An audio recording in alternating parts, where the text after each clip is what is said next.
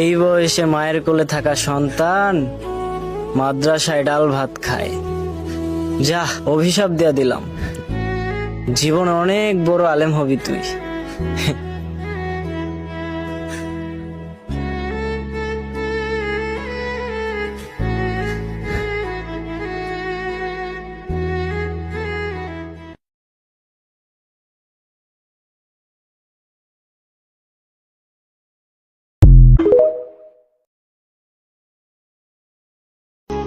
এই বয়সে মায়ের কোলে থাকা সন্তান মাদ্রাসায় ডাল ভাত খায়।